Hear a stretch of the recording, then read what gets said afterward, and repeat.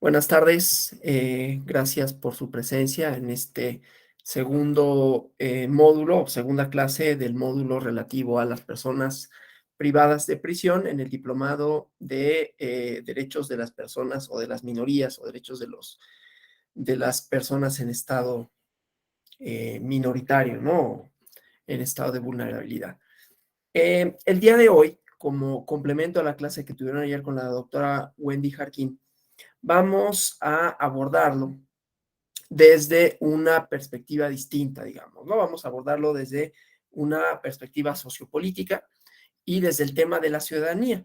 Vamos a hablar de la ciudadanía como un fundamento sociojurídico, ¿no? Como un vínculo con la comunidad política, y a partir de eso hablaremos de qué significa la ciudadanía en términos de las democracias contemporáneas, su relación, por ejemplo, con conceptos como la universalidad, tanto en derechos de primera generación como de segunda generación, y sus restricciones, para después hacer poco un análisis crítico de la noción de Estado que encontramos en el contrato social tanto de Hobbes como de Rousseau, y cómo eso se vincula a una forma de entender la ciudadanía, cómo eso se vincula a criterios de exclusión, para después hablar de una siguiente esfera, que es de la democracia como valor, que nos permite redimensionar, por un lado, el papel de los tribunales, de los poderes judiciales en las democracias,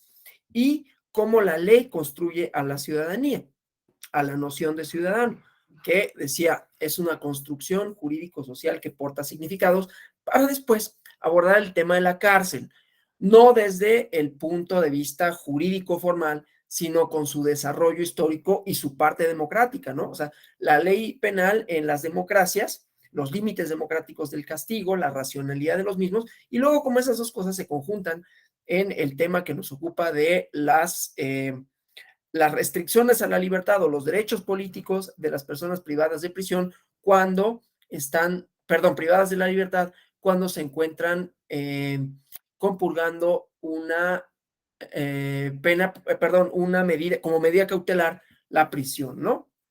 Que eso es importante para entender el tema que les ha ocupado ayer y hoy, porque hay una condición, ¿no? No estamos hablando de todas y todas las personas privadas de la libertad, sino solo aquellos que están bajo la figura de la prisión preventiva, ¿no? Entonces, bueno, y también haremos un poco de reflexiones con relación a la prisión preventiva y cómo se inserta o no en la parte democrática, ¿no? Esa parte no le compete, desde luego, al Tribunal Electoral decir si es democrática o no. Esto solo lo vamos a hacer como un abordaje de complemento para cómo se inserta, pues, la noción de prisión en una democracia, la noción de castigo y cuáles son sus elementos. Bueno, entonces, primero que nada, decía, me interesa abordarlo desde la perspectiva de la ciudadanía, ¿no? La ciudadanía que tiene un fundamento sociojurídico, ¿no? O sea, la ciudadanía nosotros la podemos entender y se entiende desde diferentes tradiciones históricas que le han construido como concepto jurídico, pero que en esa construcción cristaliza significados sociales, es decir, que se le atribuyen significados. No es lo mismo la condición de ciudadana, ciudadano el día de hoy que la ciudadanía en Grecia, en la Grecia antigua. No todas, bueno, ninguna era ciudadana y no todos eran ciudadanos. Había quienes por su propia naturaleza, así lo dice Aristóteles en el libro segundo de la Política, eran esclavos por su propia naturaleza. Y así sucesivamente vamos encontrando que la noción de ciudadanía es, por un lado, un recorte, es decir, es un concepto que eh, delimita quiénes pueden y quiénes no pueden tomar parte en la decisión, en la construcción de la comunidad política, quiénes pueden tomar parte en la toma de decisiones colectivas. Y no hay nada obvio, no hay nada lógico en decir, bueno, es que son ciudadanas y ciudadanos estas o estos, porque eso se va transformando. Y se va transformando conforme se transforman, valga la redundancia, las relaciones sociales. Entonces también cuando hablamos de ciudadanía, hablamos de relaciones sociales específicas, ¿sí? Por ejemplo, el día de hoy, hablar de ciudadanía es un concepto mucho más amplio de lo que decíamos en la Grecia antigua, no solo por quienes pueden participar y quienes no pueden participar, es decir, ejercer derechos políticos electorales, sino también por la noción que trae aparejado, ¿no? La relación social que supone la condición de ciudadana o ciudadano. Aún en los lugares en donde yo tengo restringida, yo a ustedes como mexicanas y mexicanos, asumiendo que lo son, restringida su condición de ciudadana, ciudadano en otro país, por ejemplo, no por ello pierden todos sus derechos ciudadanos, pierden algunos, mismos que también, por ejemplo, están restringidos geográficamente en nuestro propio país. Mis derechos político-electorales solo los puedo ejercer en un determinado territorio, en tratándose de ciertas elecciones. Desde luego, hay criterios diferenciadores de esto, ¿no? O sea, yo puedo votar para las elecciones presidenciales, hay casillas especiales que se instalan, más allá de los problemas logísticos y todo, ¿no? Que se instalan si yo el día de la elección presidencial no me encuentro en mi lugar de residencia. Fuera de esa, si estoy en Campeche, en Coahuila, en donde sea, yo no puedo votar por el alcalde, en el caso de la Ciudad de México, donde yo me encuentro, ¿no? O los diputados locales, etcétera. No obstante que tengo un vínculo ahí. Y por ello mismo, no puedo votar por ejemplo, la presidente o el presidente municipal en Colima o en algún municipio de este estado, ¿no? Ni por su gobernadora, etcétera. Bueno, entonces siempre vamos a encontrar que hay limitaciones a la condición de ciudadanía aún en nuestro propio país y que son condiciones, digamos, logísticas, geográficas, porque la ciudadanía implica desde su concepción originaria, desde los griegos, ¿no? Un vínculo con la comunidad. Esa es su noción primigenia. Pero ese vínculo con la comunidad, pues se va expandiendo. En este diplomado, la idea de este diplomado es justamente mostrar, bueno, la idea desde algún punto de vista, no estoy diciendo que los objetivos venga eso señalado específicamente, pero la idea es mostrar cómo esa condición de ciudadanía tiene una cierta plasticidad, como todos los conceptos jurídicos. Y que esa plasticidad denota no nada más cambios, ¿no? Cambios, reformas legales y ya. Esas reformas legales son producto de, entre otras cosas, conflictos, ¿no? Conflictos por personas que quieren participar, que lo llevan a la esfera jurídica, o no necesariamente a la esfera jurídica, las luchas, ¿no? Por la condición de ciudadanía, para que se les reconozca a distintas personas la condición de ciudadanía, ha tenido distintas vertientes, ¿no? Y no todas ellas pacíficas, no por ello no necesarias, ¿no? O sea, pensemos, por ejemplo, en Estados Unidos, y vamos a ir dándole este carácter, ¿no? De vínculo con la localidad. En la democracia norteamericana, cuando nace como una nación independiente, en la redacción de la Constitución, en la redacción de la Declaración de Independencia, se abolía la esclavitud, pero hubo una pugna ahí, hubo dos estados, Carolina del Sur y ahorita se me olvidó Georgia, que dijeron, hicieron su voto en contra y entonces no se incluyó, eran estados esclavistas, ¿no? Los estados del norte eran un poquito más, o más bien eran contrarios a la esclavitud, pero bueno, el chiste es que ahí vamos a encontrar uno de los fundamentos del vínculo, cómo se establece ese vínculo. Y la Declaración de Independencia, como la propia Constitución norteamericana, establecen el vínculo a partir de una posición lockeana. Con esto no quiero decir que no se deba de leer ensayos sobre el gobierno civil de Locke en sus dos tomos, sino que tenía una noción, así como lo tenía Aristóteles, una noción de ciudadanía. ¿Quiénes eran ciudadanos según Locke? Ciudadanos eran únicamente los propietarios. Y cuando digo los, es los propietarios, no las propietarias, ¿no? Y estos eran los que podían participar en la toma de decisiones, ¿sí?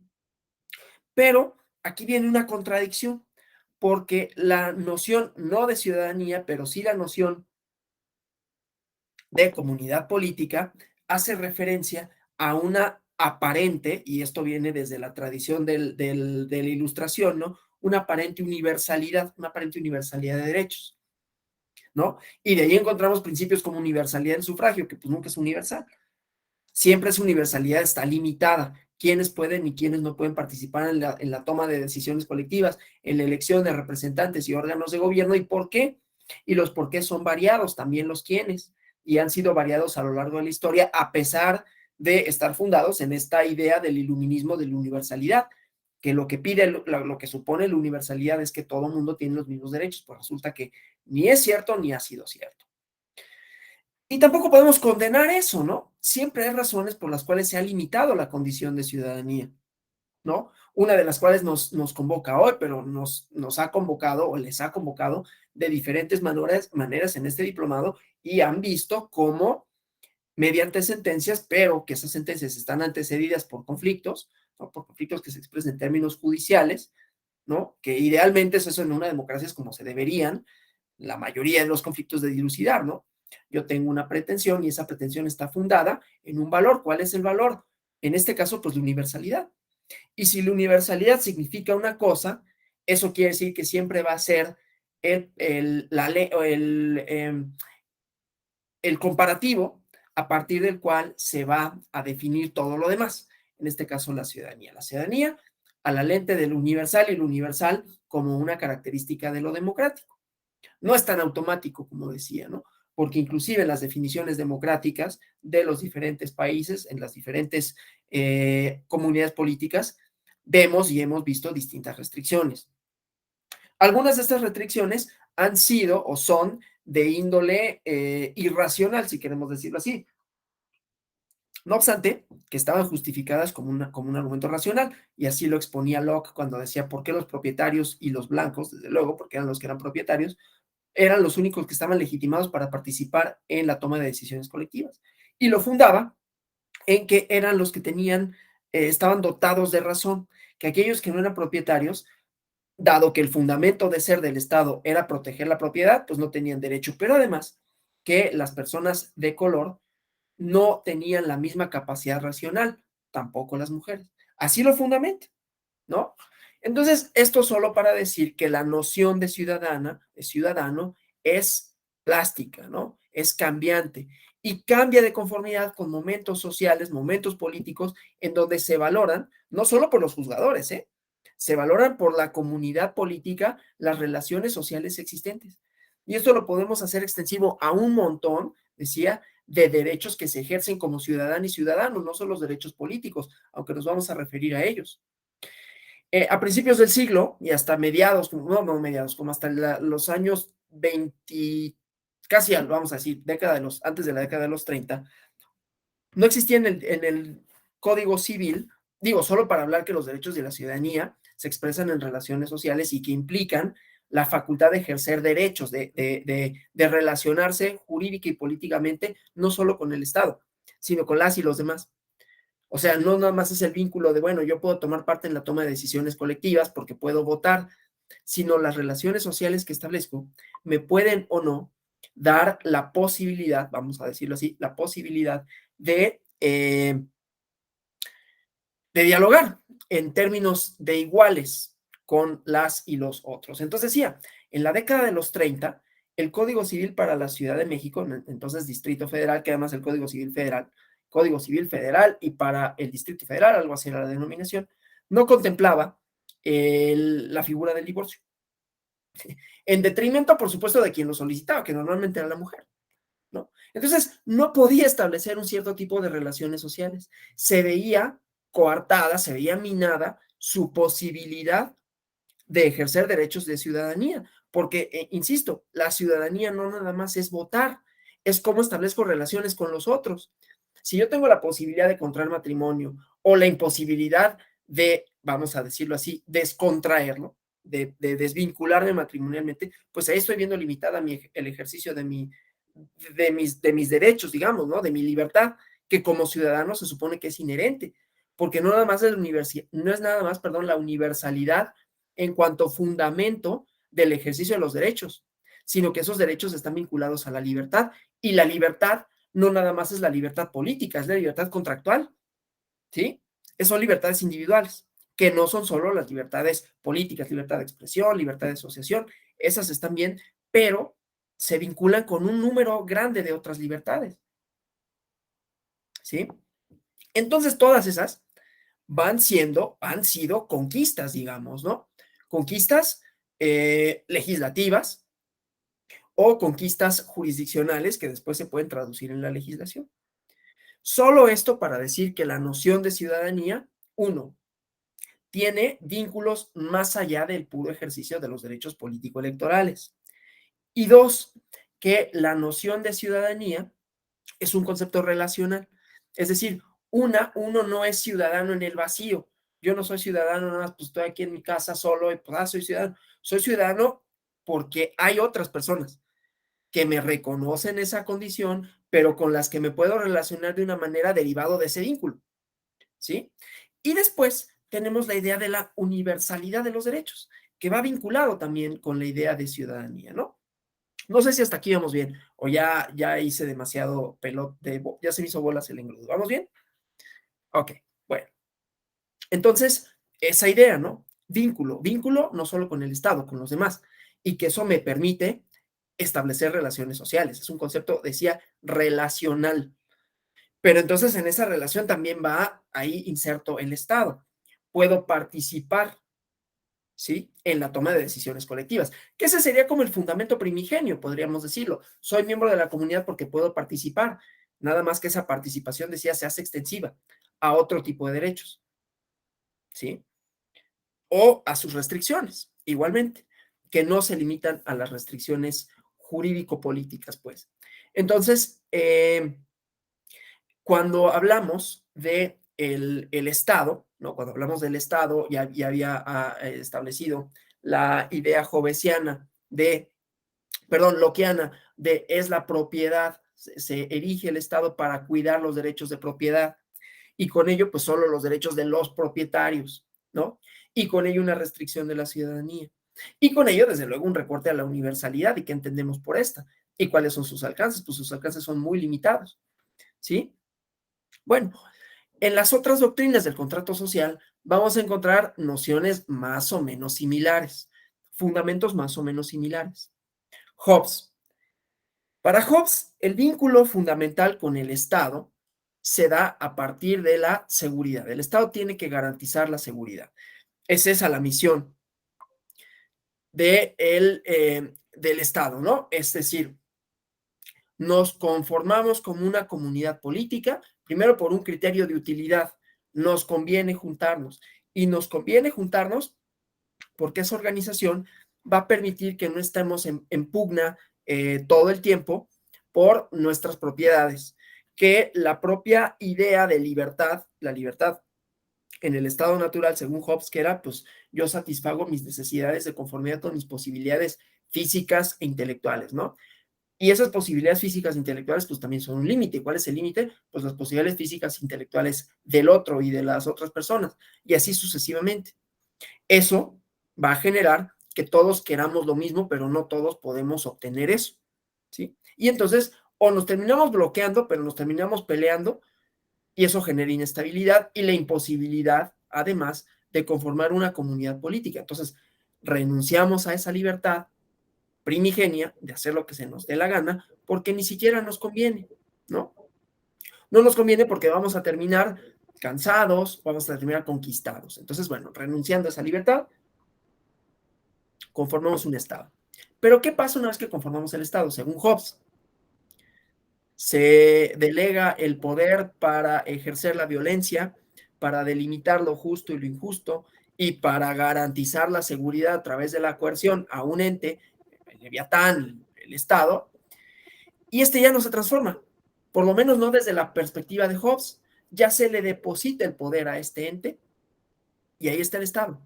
La única manera en que el Estado se transforme es que se rompa el vínculo fundamental, como si se tratara de un contrato, ¿no? En el contrato se rompe la naturaleza de este cuando o se cumple la temporalidad para la que se estableció o se cumple la condición a partir de la cual está fundado el contrato o se deja de cumplir y entonces lo podemos rescindir, ¿no? Un contrato de arrendamiento, bueno, se vence la finalidad que era que una persona hiciera uso y goce de un inmueble durante un tiempo y este se puede renovar o no a voluntad. Aquí pasa lo mismo, según Hobbes, ¿no? La única manera en que se puede romper el contrato social es cuando el Estado deja de proporcionar eso para la cual se erigió, que es la seguridad. Y entonces se rompe ese vínculo. Pero una vez constituido, esa sería la única manera en que se transforma el Estado, porque se rompe el vínculo. Pero ya no se transforma, ya no vemos una transformación del Estado, por lo menos no en Hobbes, ¿no? De manera tal que quienes son ciudadanas y ciudadanos lo siguen siendo porque están unidos por ese vínculo de decir, hay una racionalidad en la idea de constituir un ente que pueda monopolizar para sí el ejercicio de la violencia. Él no está pensando en términos democráticos, desde luego, ¿no? Ni siquiera está pensando en, oye, pero ¿qué pasa? Como sucedía y como sucede, cuando llegan otros miembros a esa comunidad. Asumen que también son parte de ese Estado y también renuncian a la posibilidad, o no pueden entrar, o qué sucede. Claro, él está pensando en comunidades un poco más bueno, mucho más homogéneas de las que tenemos ahora, ¿no? En donde las migraciones y las posibilidades para migrar pues son amplias, ¿no? Y que son de todo el tiempo y que las distancias se han acortado, ¿no? La Tierra, aunque mide lo mismo, pues mide menos en sentido de que es más fácil llegar a Francia ahorita de lo que era en tiempos de Hobbes. Era quizás imposible siquiera, ¿no? Pensarlo. Bueno, entonces ese acortamiento de las distancias, esa posibilidad de intercambio, también pues transforma las relaciones sociales, también transforma la noción de ciudadano y ciudadano, y con ello, entonces, decía, lo vamos a pasar por el tamiz de la universalidad. Pero me detengo ahora en Rousseau, antes de hablar de eso. Para Rousseau, el fundamento de la sociedad, de la colectividad, también tiene que ver con un poco de racionalidad, pero para este, el depositario de ese vínculo político no es un Estado totalitario, es la colectividad. En ella reside la soberanía, ¿no? Este principio de la soberanía reside en el pueblo, es el contrato social de Hobbes, digo, de Rousseau, ¿no? O sea, la idea es que el pueblo es el que decide, el pueblo es el que tiene la facultad. Entonces, cuando perdemos, según Rousseau, perdemos la libertad natural, ganamos una libertad cívica, porque nos convertimos en individuos. Y justamente esa es la idea de la ciudadanía como concepto relacional. Yo me vuelvo ciudadana con relación a los demás, ¿no? Bueno, pero lo mismo, vemos un concepto estático, a pesar de que para Rousseau sí hay un cierto principio de universalidad, aunque claro, con las restricciones propias tanto de la época como de las ideas en donde las manifiesta. Las mujeres siguen estando excluidas, por ejemplo, ¿no? Las personas de color siguen estando excluidas, ¿sí? Y entonces, valoremoslo ahora en términos de la ciudadanía democrática, ¿no? Estamos hablando nada más de cómo lo entienden de manera obviamente muy chiquita, ¿no? Esto es un curso completo, o sea, el contrato social es un curso completo, ¿no? De teoría política. Pero bueno, aquí nada más para establecer a la ciudadanía como fundamento del Estado. Hay Estado porque hay ciudadanas y ciudadanos, pero de acuerdo con Rousseau, hay ciudadanos, sí, solo sí, en ellos se deposita la soberanía. En cambio, para Hobbes, hay ciudadanos, sí, solo sí, hay una renuncia a la posibilidad que tienen estos de ejercer la violencia los unos con los otros. ¿Sí? Y entonces hay ciudadanos porque hay esa renuncia y hay un depósito de la posibilidad de ejercer la violencia en un solo ente. Pero esa ciudadanía, decía, no se transforma como supondría la teoría democrática. Y vamos a eso, ¿no? Hay por lo menos tres maneras distintas de entender la ciudadanía. La tradición griega y romana, que más o menos tiene que ver con los límites al poder del Estado, ¿no? O bueno, más bien no es cierto.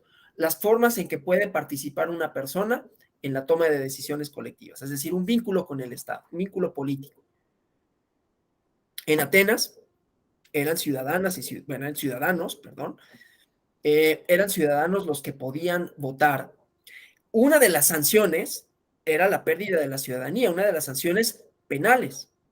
Como castigo se imponía la pérdida de la ciudadanía. Ahí vamos viendo, ¿no? Pérdida de derechos ciudadanos, pero pérdida de la ciudadanía, cosa que ya está prohibida en el artículo 22 constitucional, ¿no? Pero bueno, o sea, como pena. No estoy diciendo que no pueda tener una consecuencia la suspensión de tus derechos ciudadanos, pero la suspensión y solo con lo que hace a algún ejercicio de derechos. En fin, entonces, en la ciudadanía griega y romana era un vínculo político con el Estado. Luego viene la ciudadanía liberal, que es más en términos de Locke, en términos de John Stuart Mill, que son límites al Estado. El Estado tiene que respetar una serie de libertades básicas, que son las libertades políticas. Mencioné algunas: libertad de expresión, de asociación, manifestación de ideas, ¿no? Bueno, y luego está la ciudadanía democrática, que es una especie de síntesis de estas dos. La ciudadanía democrática, que supone, por un lado, pluralidad, o sea, distintas, no solo pluralidad en sentido de John Stuart Mill, de las distintas formas posibles de expresar opiniones, sino pluralidad inclusive en formas culturales, en formas de significarse. Con ello no solo quiero decir cultura en el sentido de el origen étnico religioso de una persona, que desde luego está ese componente, sino formas de significarse, ¿no? O sea, personas que tienen distintas orientaciones sexuales, distintas orientaciones ideológicas, y que con ello también sus prácticas cotidianas son diferentes, diferentes a la mayoría, digámoslo así, porque no es a la regularidad ni a la normalidad, una normalidad estadística si quieren, pero no por ello es que sea anormal, simplemente es minoritario, como este diplomado, ¿no? Derechos de las minorías. Bueno, esas minorías la tienen más difícil a la hora de reclamar los universales en los que se supone que se funda la democracia. Porque entonces decía, la ciudadanía democrática admite la pluralidad por un lado, admite la universalidad de derechos por otro, pero admite también la contraposición de ideas y todas son, hasta ciertos límites, igualmente legítimas, ¿no? Es legítimo que una persona, de conformidad con sus prácticas culturales, se vista de una manera. Cualesquiera que éstas sean, no tiene que ser, decía, no tiene que ser forzosamente por una etnia, por una pertenencia étnica o por una pertenencia religiosa, puede ser simplemente porque en su propia manifestación, en su propia idea de cómo ser persona, ejerce esta facultad, ejerce este derecho de una manera. Y así como yo, pues yo traigo una camisa rosa, ¿no?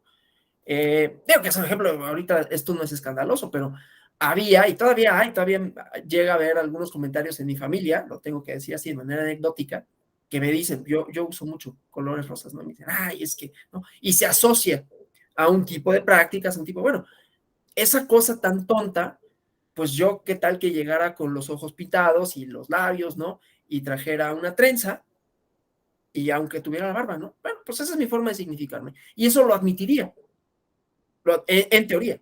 Sabemos que esto es mucho más difícil de que así camine, pero en teoría lo admitiría la ciudadanía democrática, ¿no?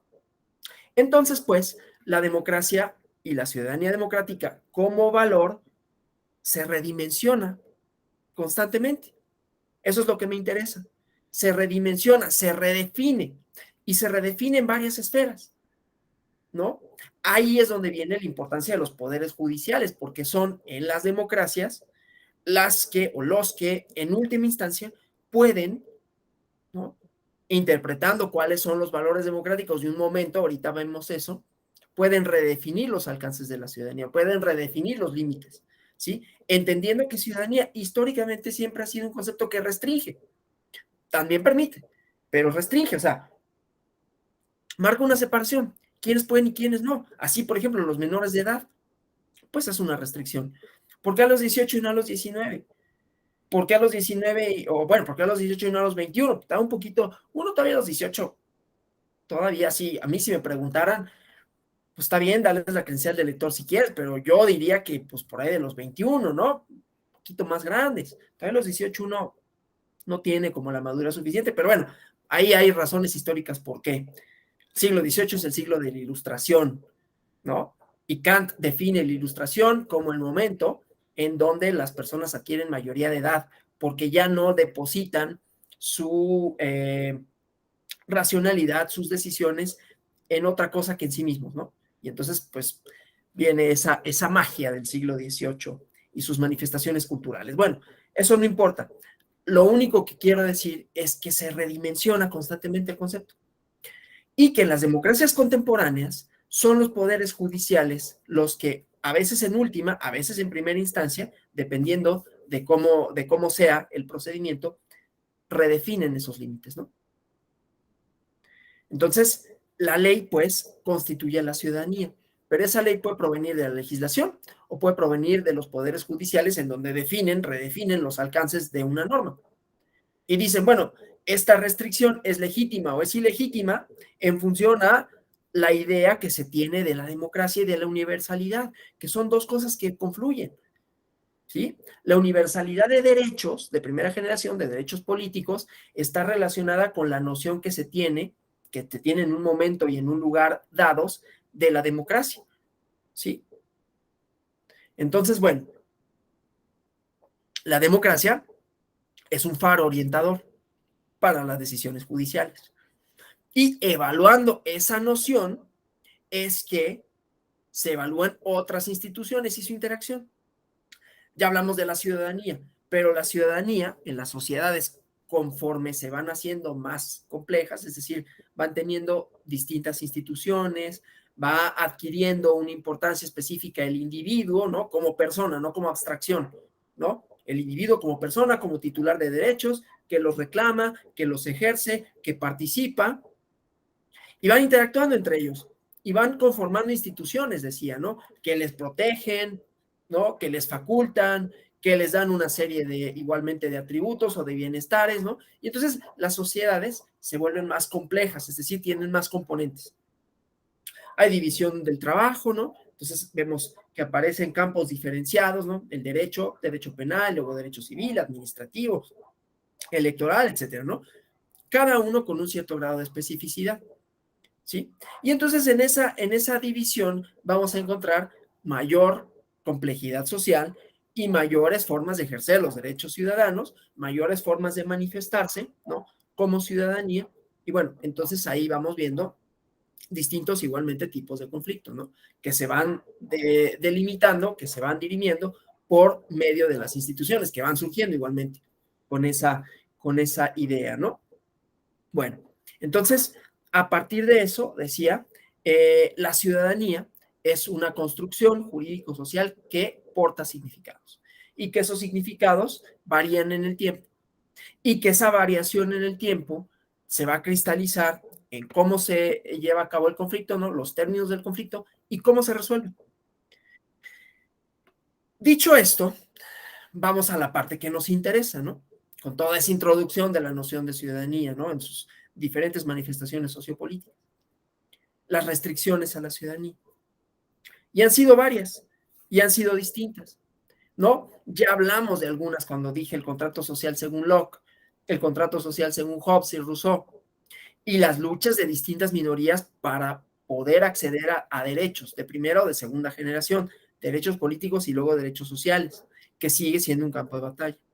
Bueno, ¿qué pasa con la cárcel como institución?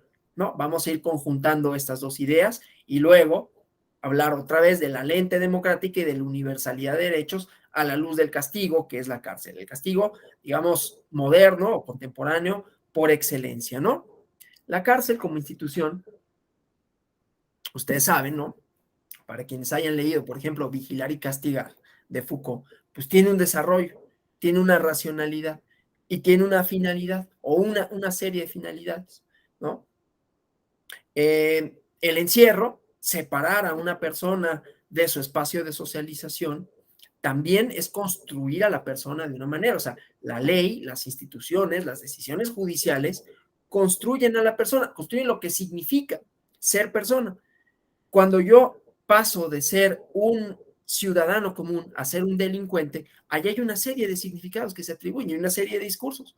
Soy delincuente porque, y tampoco, así como en la ciudadanía, no hay nada obvio en decir, este ciudadano, ciudadano, porque, pues porque hay una construcción jurídica que así lo define y que es histórica y que es depositaria de conflictos y que ahí se constituyen distintos significados de cómo se ejerce la ciudadanía y que tiene diferentes derivas, porque ya vimos que es relacional y que eso me permite ejercer no solo el derecho de libertades políticas y no solo reclamar los derechos sociales, sino establecer vínculos con las demás personas de una determinada manera. Bueno, entonces cuando hay una persona a la que se le dice usted, hay un juez, ¿no? Hay toda una forma de cómo se construye ese significado, ¿no? O sea, en la sociología se estudia de esa manera, ¿no? Que es una institución jurídica, es una manera de construir denominaciones para las relaciones sociales, ¿no? Y esto pasa en cualquier relación jurídica. Hablé del matrimonio y de la imposibilidad material que había de desvincularse de una persona en los años 30 del siglo XX, ¿no? Bueno, ahí había una noción de qué significaba ser individuo, de qué relaciones se podía. Pero bueno, el chiste es que cuando a mí me vinculaban, a mí no, pero a una persona la vinculaban o la vinculan matrimonialmente con otra, pues lo que hacen es firmar una hoja ante una persona. Eso tiene efectos porque hay un reconocimiento social, ¿no? Volvemos al auto y al contrato social, de la legitimidad de esa hoja y de las relaciones sociales que a partir de eso se establecen. Lo mismo cuando se desvinculan. Bueno, pues lo mismo cuando se declara una persona culpable de un delito y que a ese delito, que sus definiciones también hay los propios constructos, ¿no? ¿Por qué una conducta es criminalizada y no otra? Pues salvo las muy obvias, ¿no? El homicidio, que quizás es más o menos universal, pero otras atienden a distintos factores, ¿no? Atienden a factores temporales, culturales, cuáles son los valores sociales tenidos como importantes en un momento y en un lugar determinados, ¿sí? Si estudian, por ejemplo, les recomiendo, porque lo acaban de traducir al español, nada más que no me acuerdo ahorita cómo lo tradujeron, pero es un libro que cuenta la historia de la prohibición en Estados Unidos. En inglés se llama Last Call y creo que le pusieron como última ronda, una cosa así. Y acaba de salir la traducción. El chiste es que cuenta de cómo se construyó el significado de los beodos, ¿no? De los borrachos, para que se criminalizara la producción, el consumo, la distribución del alcohol.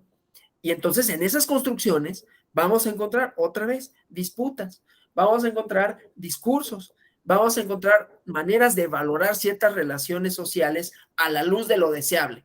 Y las relaciones sociales a la luz de lo deseable ahorita se vinculan con la democracia. Y la democracia se vincula no solo a la luz con los procedimientos que nos dan autoridades legítimas políticas, ¿no? Sino formas de relacionarnos entre nosotras y nosotros, que sean lo más incluyente posible, que esa universalidad de derechos sea lo más completa posible, ¿no? Bueno, regreso entonces a la cárcel, porque de hecho la criminalización, la construcción del significado del delincuente, ¿no? Pasa por un proceso en donde personas legitimadas para nombrar, como es el Estado nombra y norma, ¿no? El Estado como abstracción, como construcción jurídico-política, tiene, en términos jovesianos, este monopolio de la justicia, ¿no? Artículo 17 constitucional. La justicia la hacen los órganos del Estado y los órganos del Estado construyen entonces no solo el significado de lo justo y lo injusto, sino el significado de las personas. Delincuente lo aparto como castigo de su espacio de socialización normal. Pero tampoco hay nada obvio en la racionalidad de esta institución de la cárcel, ni necesariamente es democrática, porque sus orígenes no lo fue, ¿no? Claro, hay una racionalidad en el castigo, una racionalidad en el sentido de a un castigo le corresponde una sanción que es más o menos, ¿no? Más o menos se vincula con la gravedad de esta, ¿sí? Bueno, eso así, estoy hablando en términos abstractos, ¿no? Como saben, el origen de la prisión como la conocemos ahora, con todas sus características, para bien y para mal, pues tiene un desarrollo, ¿no? Primero era, y por eso había dicho quienes hayan leído a Foucault, ¿no? En Vigilar y Castigar, pues era la exposición pública, ¿no? El cuerpo era el que tenía el castigo, pero además era en público. Y pues te azotaban o te condenaban a la horca, ¿no? Y todo el mundo iba a ver el espectáculo. Y era una forma de, pues también de construir el miedo, ¿no? De, híjole, pues es que si te portas mal, mira lo que te pasa, ¿no? Y en cambio, en un periodo ya como un poquito más humanista era de, no, pues espérate, que no lo vean, ¿no? En todo caso puede ser una amenaza, porque ahí está el centro penitenciario y uno lo ve y ve las fortificaciones y los alambres y las policías y las torres de vigilancia y los sujetos así con su ametralladora, ¿no? Y todo, y es muy imponente, ¿no? Entonces ahí hay una construcción de un significado, el significado de los malos están aquí, ¿no? Claro que eso no necesariamente es así, ¿no? O sea, no necesariamente es que los malos se encuentren en ese lugar y entonces ahí ya entramos en los detalles finos, interesantes de, bueno, hay una institución que yo no sé qué tan democrática sea, pero que ha crecido en los últimos tiempos, que es y que va de la mano con el punitivismo, ¿no? Con este discurso de más cárcel igual a más seguridad. Tenemos problemas de seguridad, más cárceles y más cárceles y más criminalización, que es la prisión preventiva, ¿no? La prisión preventiva que implica, como ustedes lo saben, y como ya lo vieron ayer, ahorita yo quiero hablar del el significado, menos que de la parte jurídica fina que ayer dieron y de la parte constitucional.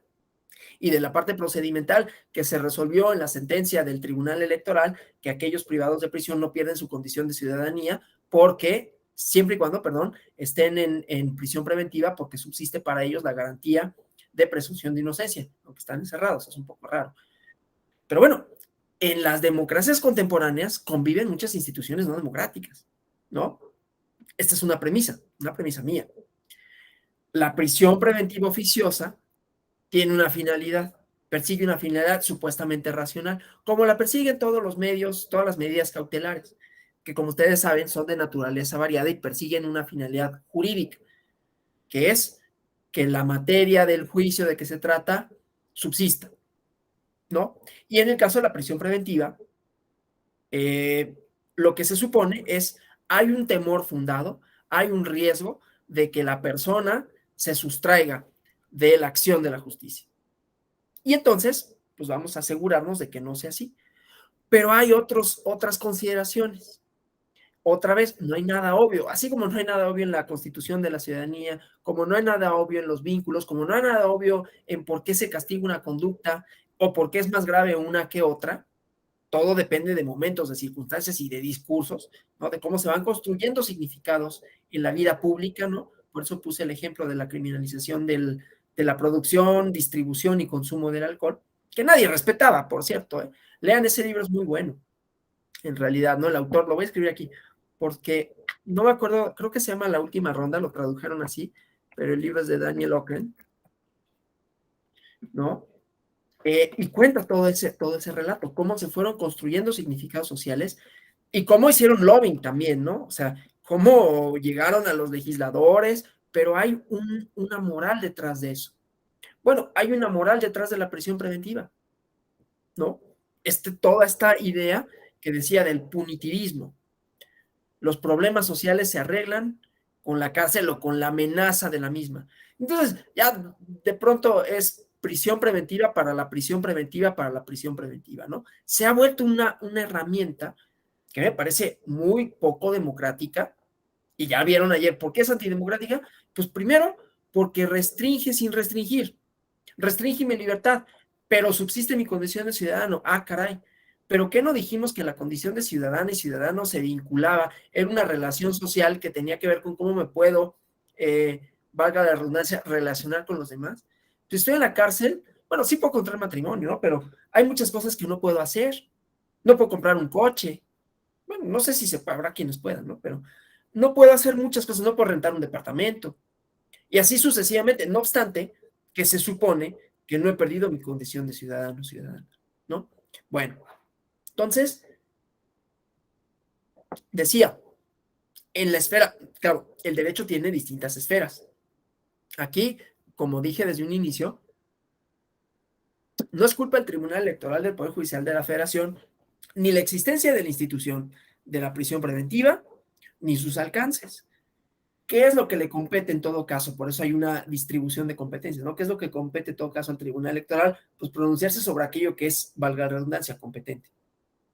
Establecer, bueno, la posibilidad de que se establezcan o que subsistan, que no se acaben, relaciones jurídico-políticas con el Estado por una condición que está sujeta todavía a una decisión, ¿no? Como lo es la idea de la prisión preventiva, en donde todavía no me han declarado culpable. No he sido todavía, o sea, en este proceso de construcción de significado de el delincuente, pues pasa por una serie de fases. Cierta sociología lo puede ver, es el ritual en términos culturales, ¿no? Es el ritual a través del cual se construye un nombre. Todas las personas, todas, tenemos nuestros propios rituales de significación. Hay rituales que están institucionalizados. Cuando nos graduamos de la preparatoria, bueno, de la preparatoria, de la universidad o del posgrado, hay un examen. Me presento ante personas que tienen, volviendo a Foucault, ¿no? El saber en sí. Y en ese saber ellos me van a decir, ah, tú también tienes el saber, y entonces me constituyen como doctor, ¿no? Hay unos hasta traen un trajecito ahí muy chistoso, ¿no? Es que son los que se van a titular como autor. Es una ceremonia, es un ritual en donde se construye el significado. Bueno, un proceso penal Y un proceso jurisdiccional cualquiera, en donde cambia la denominación del sujeto, bueno, hablando del matrimonio, pues ese es un acto de construcción de significado, ¿no? Dos personas que van ante otra para firmar un papel y después les avientan arroz. Visto así sería como, ay, qué tontería, ¿no? No, son formas de construir la significación. El presidente toma posesión un día específico, ¿no? Y tiene que ir a instalar en la instalación del Congreso y se tiene que parar al frente y tiene que juramentar. Así está en la Constitución. Bueno, y si no, no puede ser nombrado presidente porque hay una forma en que se construye el significado. Bueno, el significado del delincuente también se construye de una manera específica. Si no ha sido construido tu significado de delincuente, ¿por qué se reduce, ¿no?, tu posibilidad de ejercer derechos ciudadanos? No tiene sentido. ¿Sí? Entonces, visto desde un punto de vista sociológico, sería ese el choque, ¿no? El choque de dos esferas. La esfera del ciudadano, que puede establecer relaciones sociales, entre ellas vincularse políticamente con la comunidad, con la esfera del derecho penal, que para que en todo caso hubiera tal denominación como delincuente, tendrá que ser así resuelto, así significado por el tribunal correspondiente, por los juzgados penales, ¿sí? Entonces, cuando introducimos instituciones como la prisión preventiva oficiosa, frente a lo que estamos, es instituciones que en las distintas materias que corresponden se van a valorar a la lente, a la luz de la democracia. Porque decía, los poderes judiciales contemporáneos juegan un papel, permítanme tantito, porque tengo un.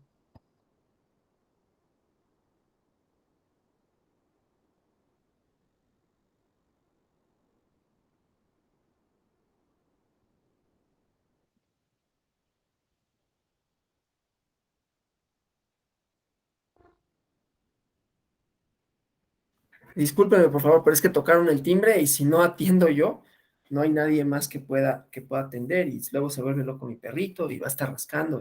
Bueno, perdón, perdón, perdón. Son las cosas con las que uno lidia cuando trabaja desde casa y tiene que hacer varias cosas a la vez. Decía pues, entonces, la tarea de los poderes judiciales lo podemos abordar desde dos perspectivas, ¿no? Desde la perspectiva institucional política, bueno, de tres perspectivas, la perspectiva jurídica, institucional política y la perspectiva sociológica. En el derecho, ¿qué nos dicen? Bueno, tienen una serie de competencias, una serie de atribuciones, y los poderes judiciales tienen que resolver controversias de derecho. Y esas controversias de derecho se resuelven de conformidad con ciertos argumentos. Y esos argumentos serán o no fundados de acuerdo con ciertas premisas lógicas y de conformidad con las pruebas que se ofrecen en el procedimiento. Y la teoría contemporánea también admite la idea de los principios. No a todo mundo le gustan. Hace unos días en Twitter hubo una discusión, o no sé si todavía siga, entre los positivistas más positivistas y los principialistas, ¿no? Y decían, porque los más positivistas se asombraron de una resolución de la Corte Constitucional en Colombia que decía que la pesca deportiva era inconstitucional. Y entonces los positivistas dicen, ¿de dónde se sacaron eso, no? ¿De dónde se sacaron que esto esté fundado en un principio? Claro, es que el principio puedes encontrar lo que sea, siempre y cuando argumentes. Y otros dicen, no, bueno, lo que pasa es que las relaciones sociales democráticas se valoran no solo de conformidad con las leyes, sino de conformidad con qué es lo que necesita una comunidad política. Y esa comunidad política no nada más somos las personas, también las personas estamos en un entorno. Y ese entorno nos proporciona satisfactores, pero el cambio de ese entorno puede tener consecuencias para nuestra vida social. Entonces, si hay un desequilibrio derivado de la pesca, por ejemplo, ¿no? Un desequilibrio natural que puede afectar a arrecifes, que puede afectar la vida marina, nos afecta como comunidad política. Ahí se está haciendo extensivo el concepto, por cierto, de comunidad política. No son nada más las personas, ¿no? Atañe también a otros seres, atañe a la naturaleza, ¿sí? Pero bueno, ahí simplemente señalo que hay un conflicto por una cuestión de cómo se vislumbra el derecho y de cómo se vislumbra la democracia. Se vislumbra como una aplicación de la ley o como una serie de principios que se recogen de la realidad, ¿no? De la realidad fáctica. y que esos principios no están dados de manera, digamos, natural, sino que se van construyendo en la argumentación conforme se presentan conflictos, ¿no? Porque muy fácil sería hacer de manera taxativa, no, pues en la Constitución no hay nada referente a la pesca deportiva y entonces que subsista.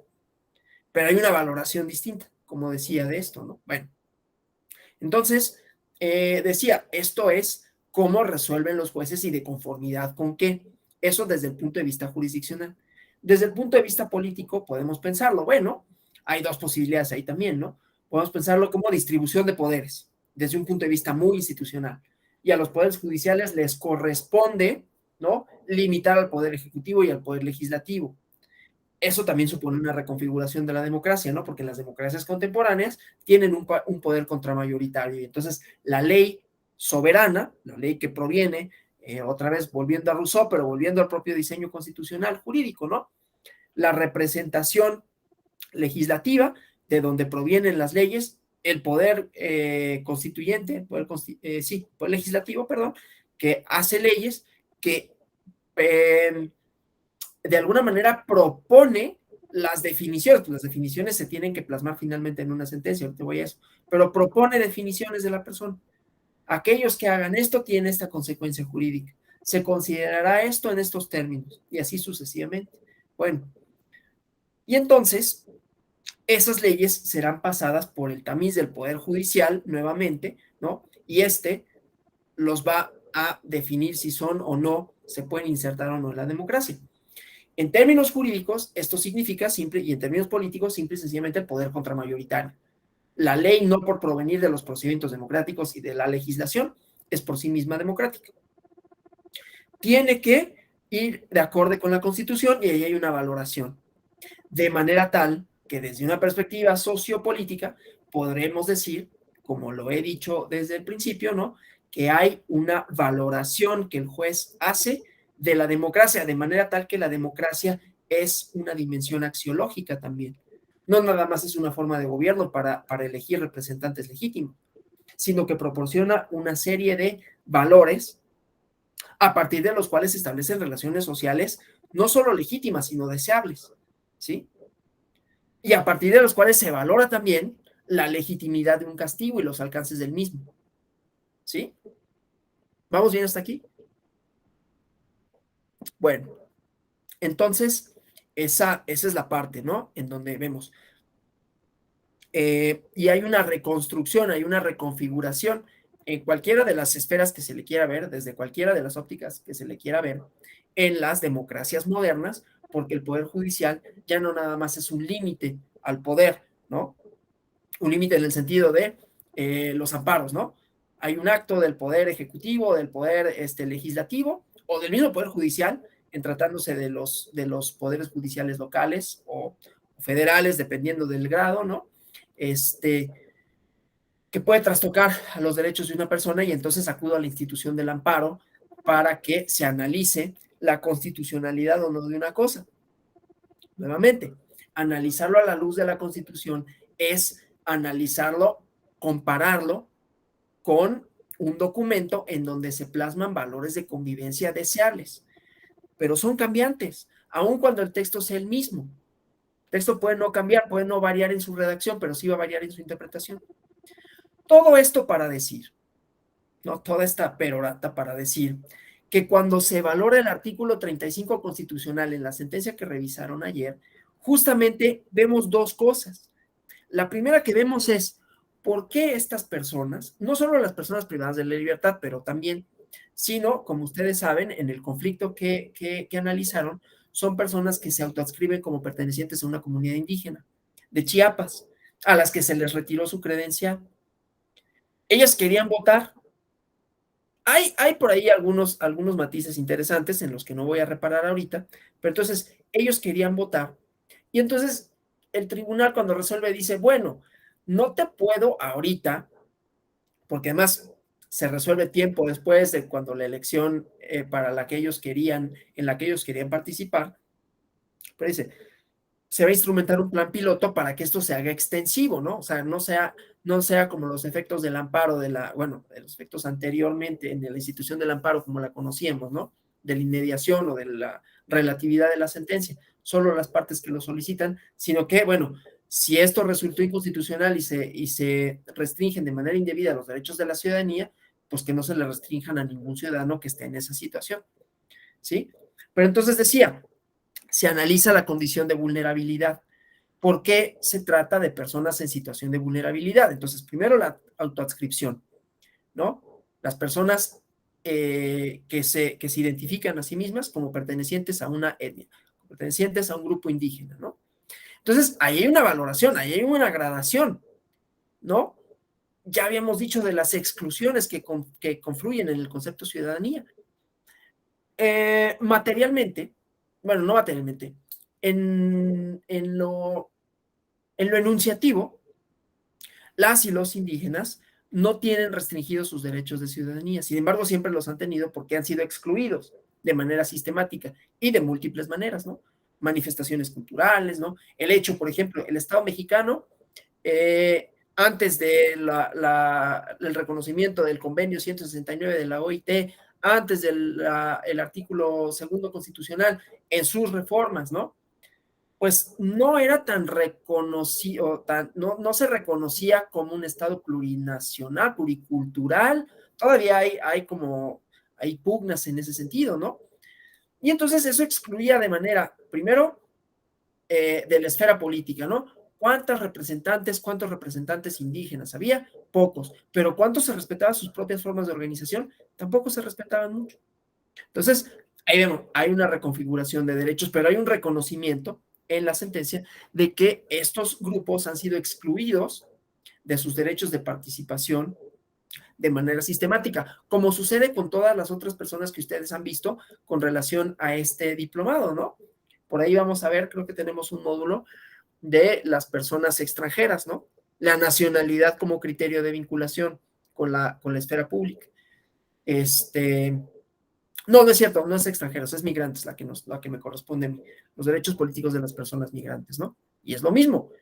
¿Cuáles son los fundamentos, los cimientos de las democracias modernas en la condición de ciudadanía, representación y participación? Y vamos a ver esas dos vertientes. No me voy a desviar porque esa es la clase que nos toca, ¿no? Pero bueno, entonces decía, doble condición de vulnerabilidad, doble estado de vulnerabilidad para estas personas.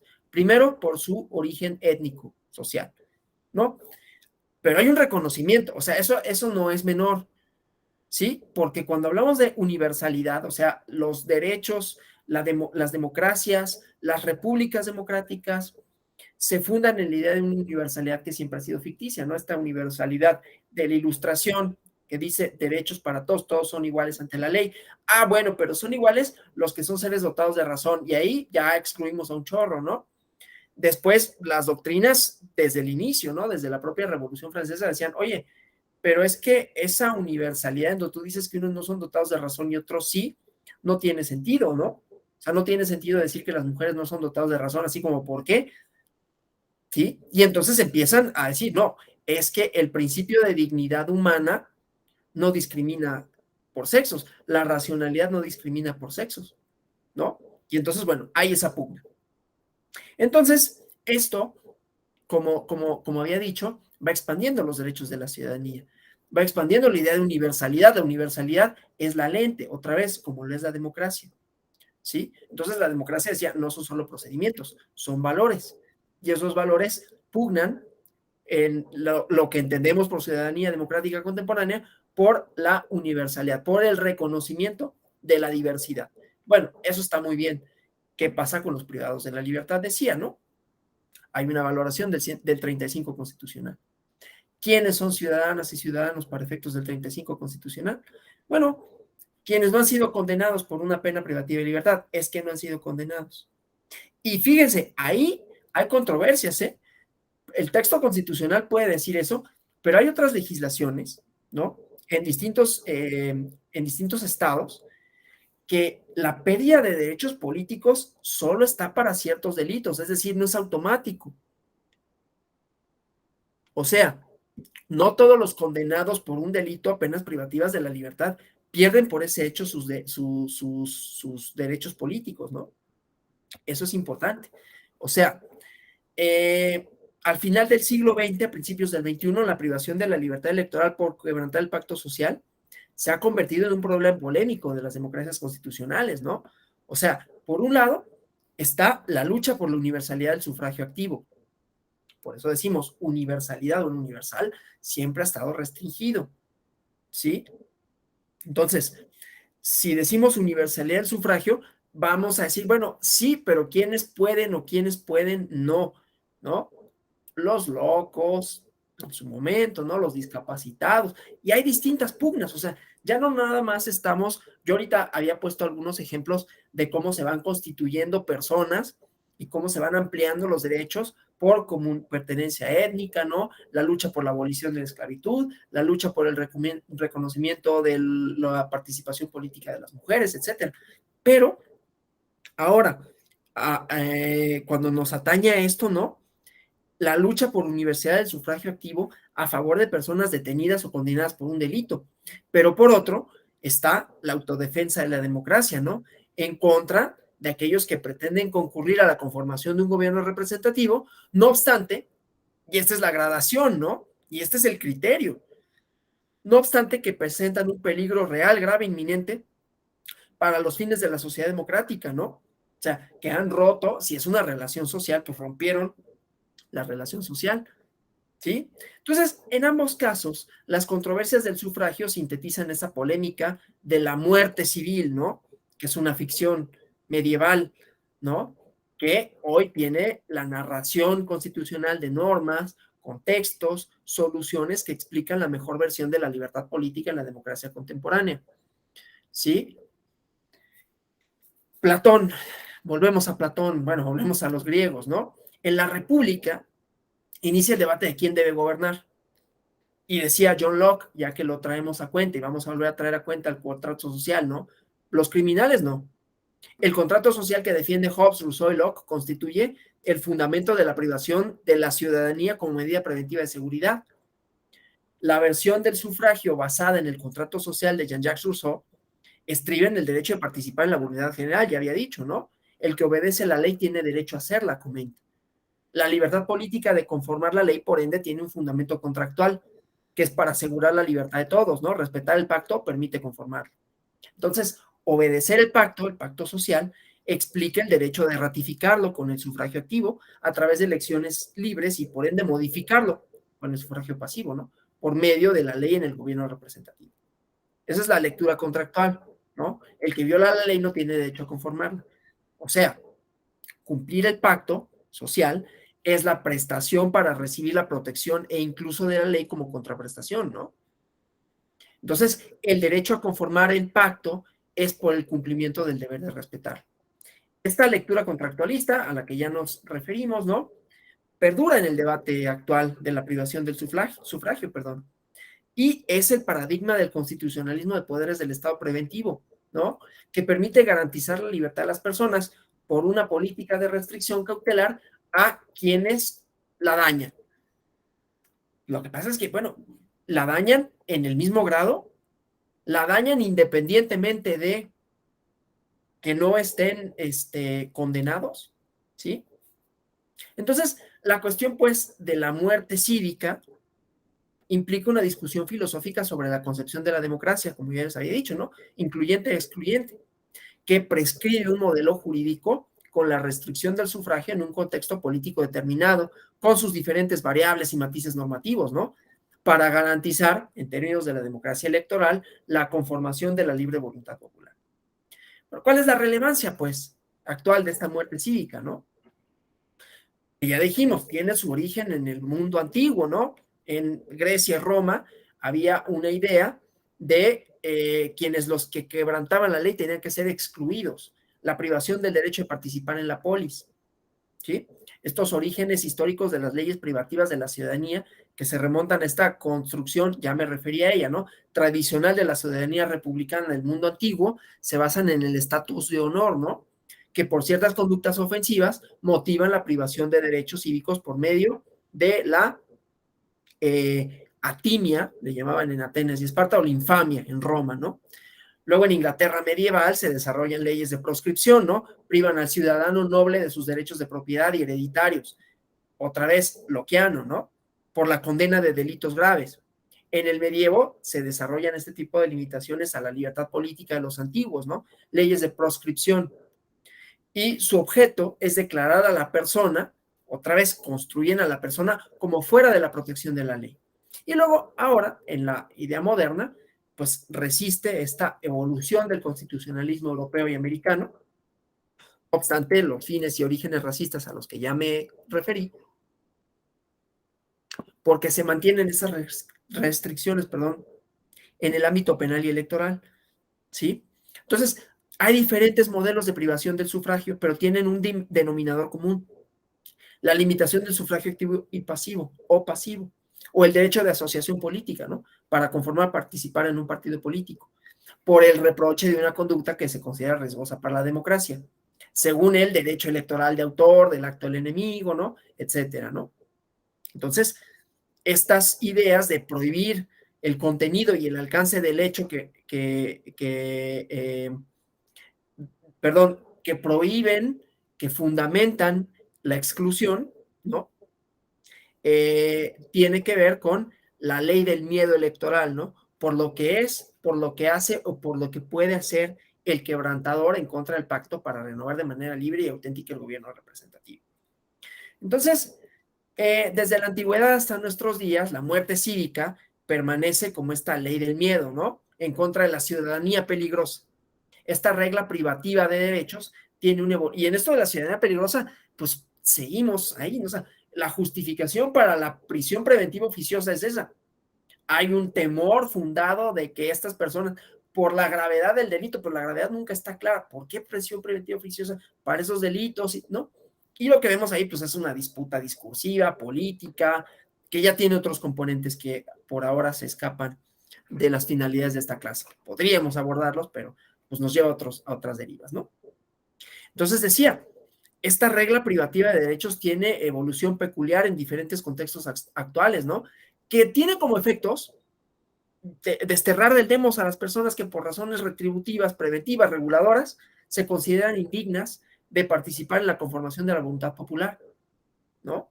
La privación del sufragio, pues, es una modalidad contemporánea de la muerte civil, que no obstante permanecen las leyes actuales para proscribir el derecho a la participación política, ¿sí? La configuración de las leyes privativas de derechos políticos son las leyes que fundan las razones penales, ¿no? La ilegalización partidista. Entonces, bueno, ya me había referido en términos generales a el delito, la prisión, que es el motivo de la restricción a la ciudadanía, la privación de la libertad personal, ¿no? Que trae aparejada la privación de la libertad política como consecuencia colateral, que aparece como obvia y necesaria, ¿no? No lo es, pero así aparece, porque la detención impide el ejercicio del sufragio de la persona confinada. La prohibición de la actividad ilícita, ¿no?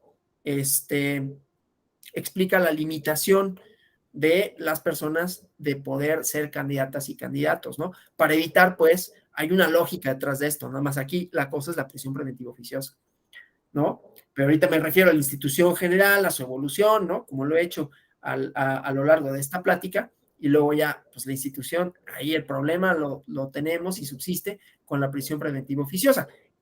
Se resolvió y vieron ustedes ayer cómo se resolvió. Aquí me interesa ver cómo esto es una serie de construcciones y una serie de redefiniciones, perdón, de la democracia, ¿sí? Porque en principio, pues estamos expulsando del demos, estamos expulsando de la posibilidad de intervenir en las decisiones públicas de personas cuya culpabilidad no ha sido demostrada, ¿sí?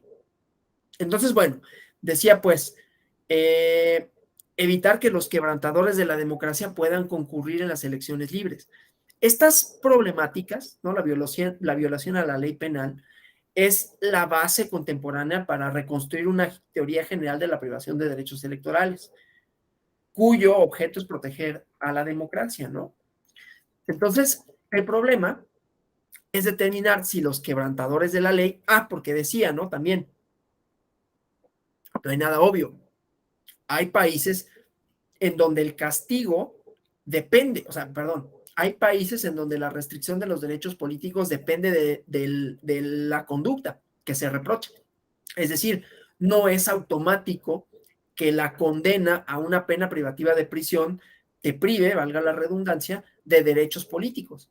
Depende del delito. Es una pena también, ¿no? O sea, no está así redactado, pero si así estuviese en México, que no está, que dijera, así como se impondrá de 3 años a 4 meses de prisión, perdón, de 4 meses a 3 años de prisión a la persona que, y multa de hasta, y la pérdida de sus derechos políticos. Sería una sanción adicional, no una sanción automática, ¿no? Bueno, entonces, pues, el infractor del pacto pierde, esa es la pregunta, ¿no? Pierde o tendría que perder el derecho de conformar la ley a aquellos que la transgreden. El infractor del pacto pierde en forma automática o proporcional la protección de la cláusula de igualdad electoral en la configuración del demos. ¿Cuáles son las respuestas que encontramos hasta ahora, no? Hay una tesis hegemónica, ¿no? Vamos viendo. La restricción categórica del sufragio por razones historicistas, contractualistas, ya di algunos fundamentos, ¿no? Rousseau, Hobbes, cómo lo pueden frasear, ¿no? Republicanas, meritocráticas, militantes. No merecen el estatus de honor para gobernar los que no respetan el pacto social. Y la posición contrahegemónica, ¿no? Que por el contrario sostiene que los grilletes de la libertad política contradicen los principios de igualdad y de no discriminación, ¿sí? Como derecho fundamental. Entonces, la violación de la ley por sí misma es insuficiente para negar la posibilidad de gobernar si la pérdida de la ciudadanía resulta ser excesiva, inusual o desproporcional. ¿Cuál es la solución correcta? Pues ahí seguimos, ¿no? Por eso digo que la democracia es una lente, es una valoración, son una serie de fundamentos axiológicos para evaluar relaciones sociales existentes y deseables. ¿Cómo queremos que sean? ¿No? Y ese es el trabajo del juzgador, de las juzgadoras también, ¿no? Pues. Entonces, la posición a favor o en contra depende de una toma de postura de la concepción incluyente o excluyente de la ciudadanía como derecho fundamental, en contraste con el modelo fuerte o débil de la defensa de la democracia. O sea, si para proteger las elecciones libres resulta útil y necesario excluir el derecho de participación política a quienes se califica como personas sin dignidad electoral porque sus conductas dañan o ponen en riesgo grave la democracia, la respuesta se decanta por la privación del sufragio o viceversa, ¿no? La solución al problema también tiene una explicación de práctica constitucional. Una u otra posición dependen en gran medida del tipo de escrutinio judicial, del principio de proporcionalidad a la hora de justificar o no la limitación al sufragio. Como consecuencia, la restricción del sufragio por violación al pacto electoral replantea la cuestión democrática en la Constitución del Demos. ¿Quién tiene derecho a elegir o a ser electo por la comisión de una conducta penal electoral antidemocrática que es relevante prohibirla para tutelar los fines de la sociedad democrática, ¿no? O sea, es una pregunta, a ver, la voy a reformular porque creo que no la fraseé lo suficientemente bien. ¿Quién no tiene derecho a elegir o a ser electo por la comisión de una conducta que es relevante prohibir para tutelar los fines de la sociedad democrática? Entonces decía, hay que discutir su contenido, alcance, límites, ¿no? Que es una de las restricciones con mayor arraigo, con mayor tradición en las legislaciones, la limitación del sufragio por violación al pacto social, pero que bajo el discurso de derechos humanos, de la universalidad, se pone en duda por la opinión pública, movimientos sociales, doctrina especializada y corrientes internacionales contemporáneas, ¿no?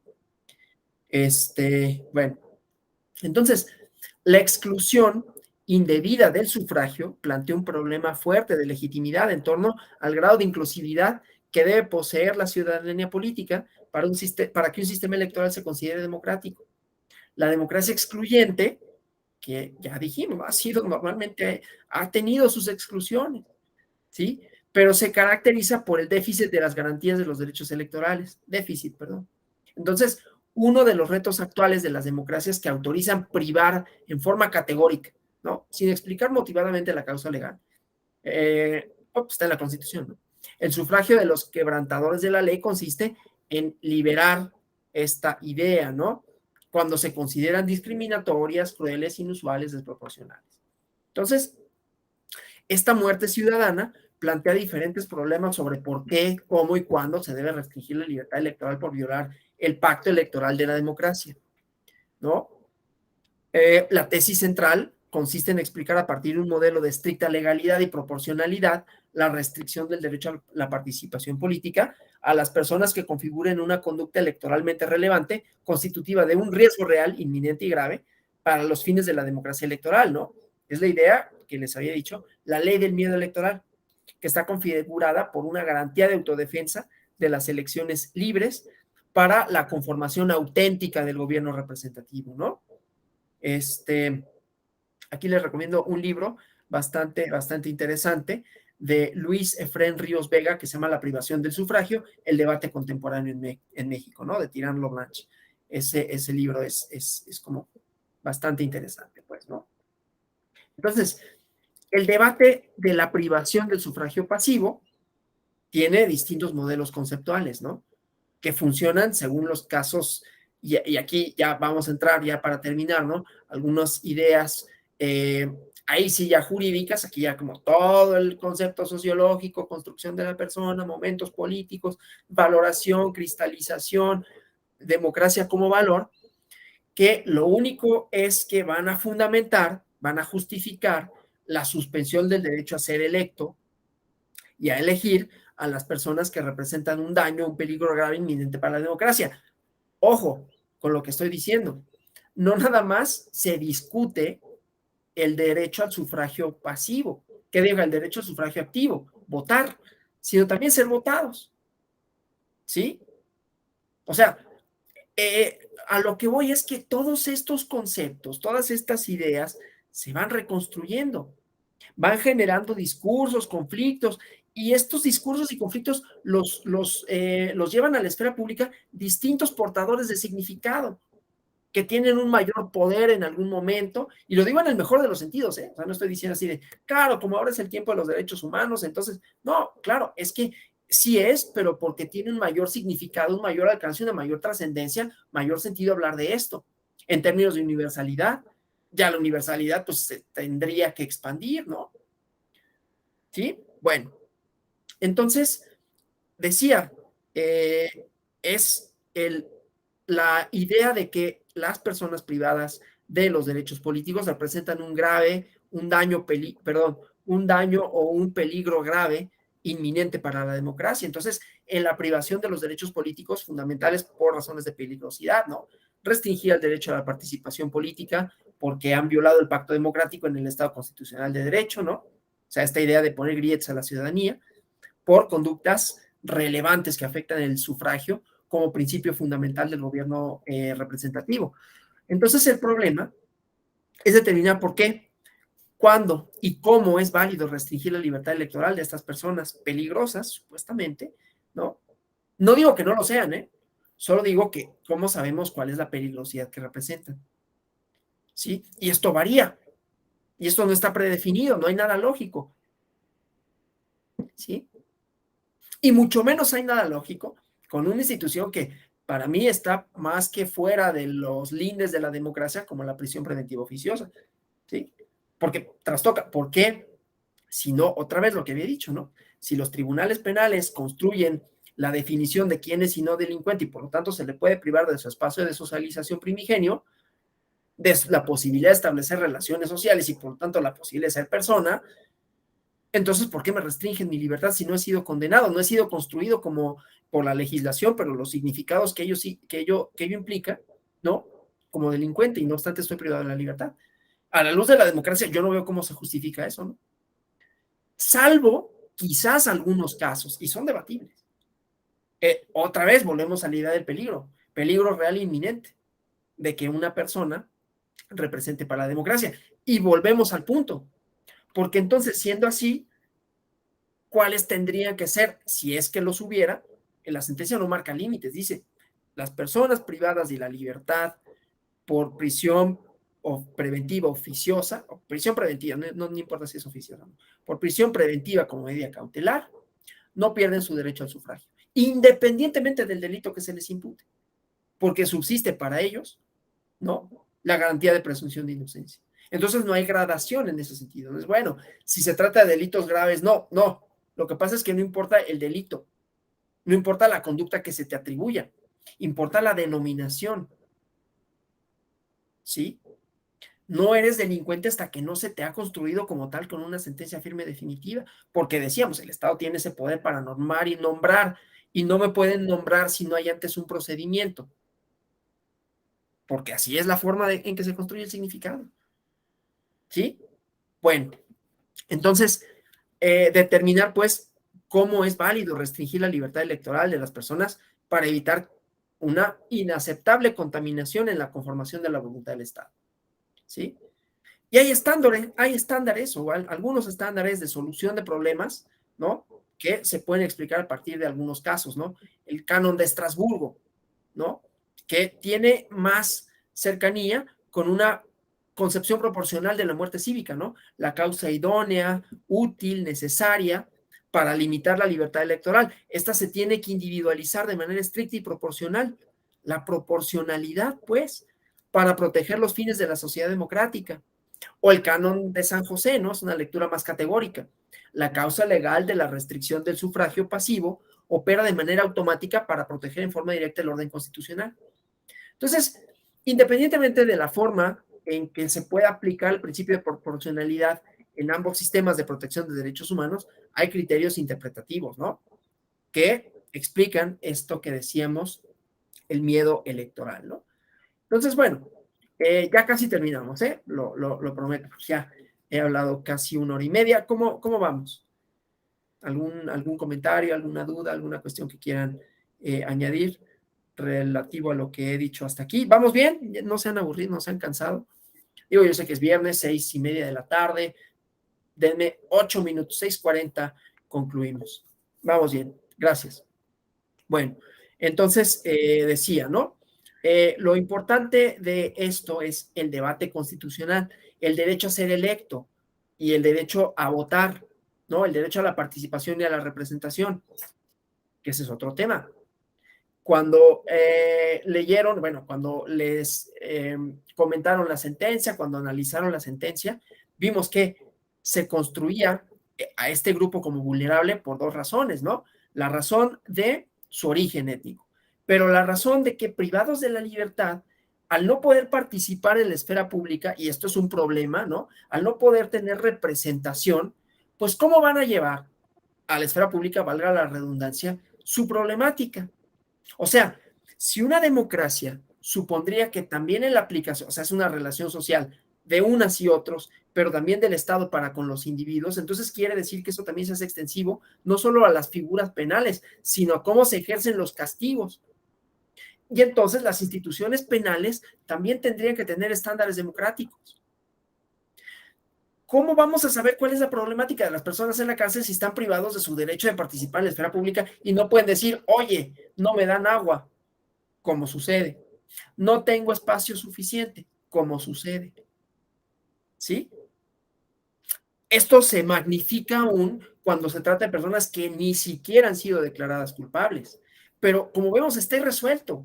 O sea, se proscribe, se les proscribe a estas personas porque supuestamente han infringido la ley, o bueno, vamos a decir no supuestamente, han infringido la ley y entonces no pueden participar en la conformación de la misma, pero sí resienten su aplicación. Y esa aplicación puede no ser democrática y se les excluye, no obstante. Entonces es una problemática compleja, como vemos, ¿no? Entonces, pero esto es todavía más extensivo si hablásemos, estamos hablando del sufragio pasivo, del sufragio activo, perdón, ¿no? Pero hay países en donde también se va el sufragio activo, ¿qué onda? ¿No? Entonces, permitir o prohibir el derecho a presentarse a las elecciones a ciertos perfiles que pueden representar daños o riesgos graves para la democracia, ¿no? Para conformación de libre gobierno, ¿sí? Entonces, esta idea de las candidaturas peligrosas, esta idea de la ciudadanía peligrosa porque hace un daño y no obstante, ¿no? Tenemos dilemas, ¿no? Casos límite, porque habrá conductas en las que pues la pérdida de la ciudadanía pues sea automática, ¿no?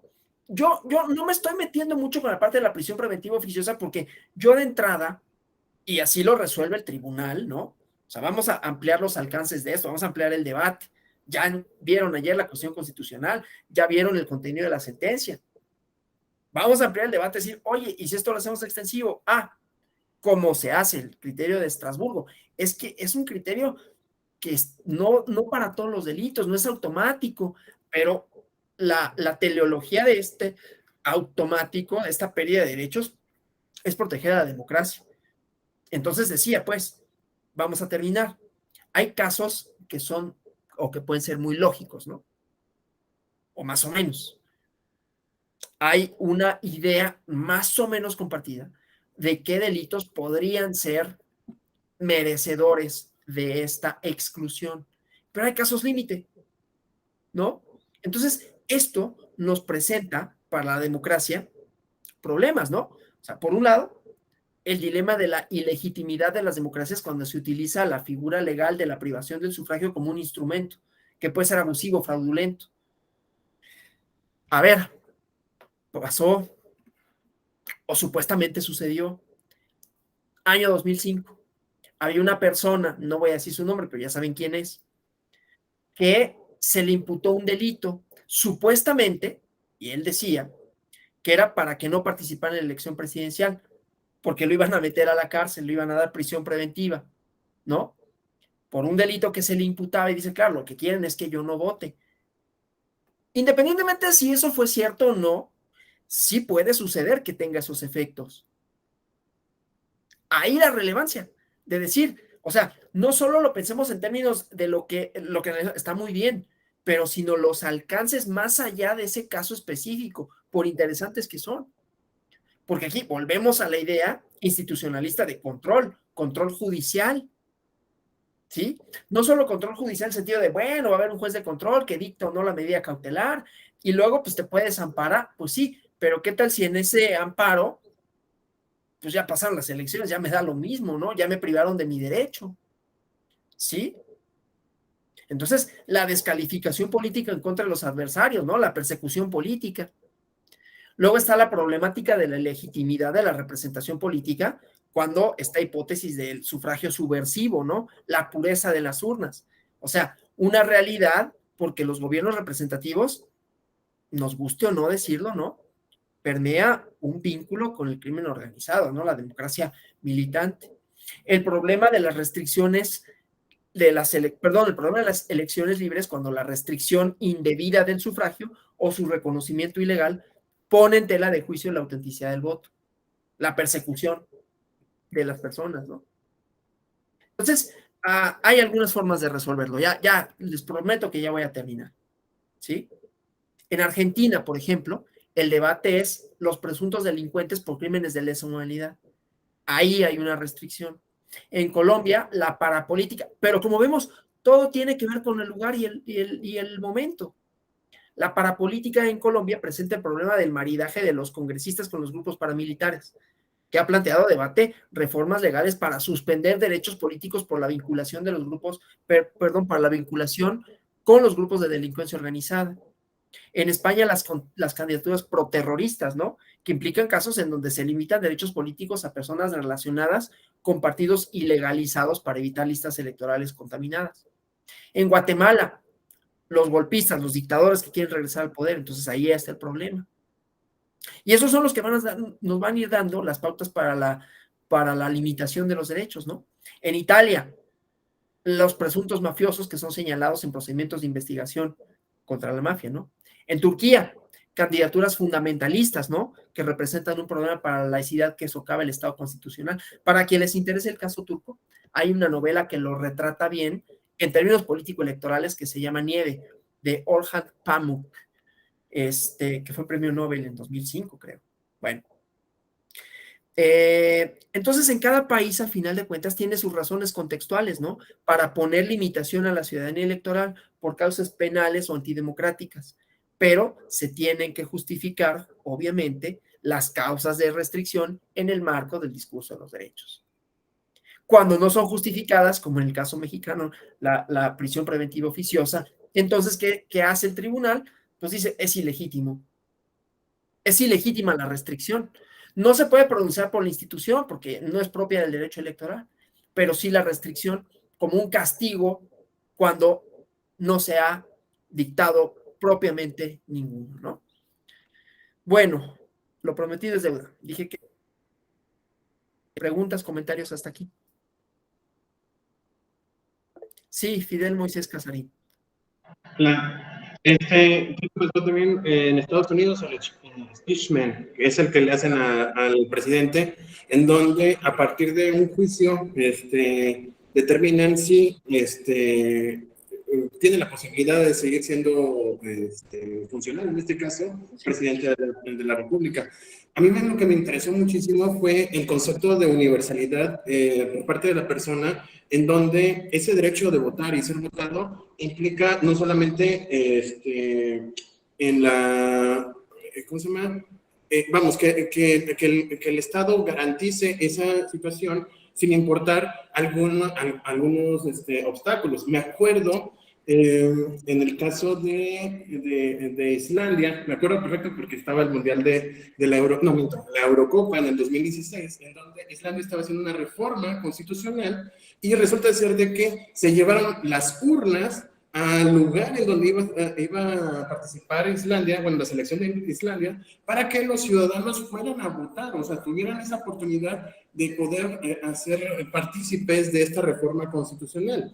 Aquí, en cambio, vamos, estamos apenas viendo esa particularidad y sobre todo el hecho de que, vamos, si en este caso el ciudadano o el que se encuentra privado de su libertad por la vinculación a un proceso, que se lleve a cabo esta situación de que se le permita votar, pues es un gran paso, o sea, porque realmente estamos, no lo puedo llamar victimizándolo, pero sí le estamos quitando a esta persona la posibilidad de votar cuando ni siquiera vamos, el principio de todos somos inocentes hasta que se demuestre lo contrario, aquí no aplica o no se está aplicando y llegó un momento en donde dice la sala superior, es que no puede ser. O sea, no podemos hacer este tipo de impedimentos, sobre todo porque ni siquiera tenemos la certeza de que esta persona violentó la norma y sobre todo no hizo algo en contra de la sociedad, porque ese es el castigo. El hecho de que ya se determine al final en la resolución del juez, bueno, en este caso la sentencia del juez, es decir, que hizo algo en contra de la sociedad por la cual se está castigando. Y ahí sí, se puede incluso, dentro de las sanciones, el privarlo de votar y ser votado. En este caso todavía no ha pasado esa barrera, esa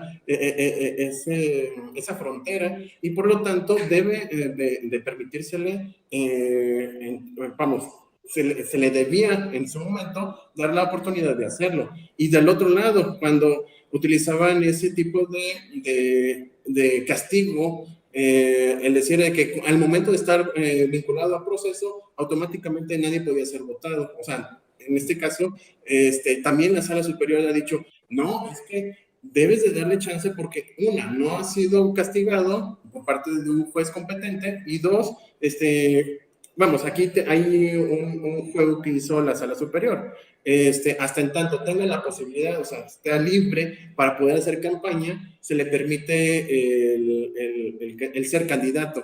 Lamentablemente, hay una imposibilidad cuando está privado de la libertad, pero incluso podríamos irnos más allá. No hemos llegado a ese caso, pero que se le permitiera, incluso por cuestiones políticas, hacer campaña y siga sujeto a proceso. Esto estaría interesante, pero no sé si todavía hemos llegado a ese punto en nuestro país. Es lo que quería comentar. No, muchísimas gracias. Y justamente lo que comenta da cuenta de cómo la Comisión de Ciudadanía, su concepto, sus alcances, son plásticos. O sea, están siempre redefiniéndose y se redefinen en términos democráticos y ahí no hay una respuesta absoluta ni nunca la va a haber, ¿no? Y bueno, eso con sus diferentes manifestaciones en este diplomado, que es uno de los objetivos, ¿no? Bueno, pues muchísimas gracias por su participación, Fidel, Moisés. Gracias a ustedes, a los demás, por su presencia, por su atención. Es difícil en un día viernes, ¿no? Y todo, pero ya terminamos. Así que si ya terminaron su jornada laboral, pues felicidades, váyanse a descansar, y que tengan un feliz fin de semana. Nos vemos en otra ocasión. Muchísimas gracias y hasta la próxima. Muchas gracias, profesor. Feliz fin de semana. Igualmente, gracias. Igual, feliz fin de semana. Igual, gracias.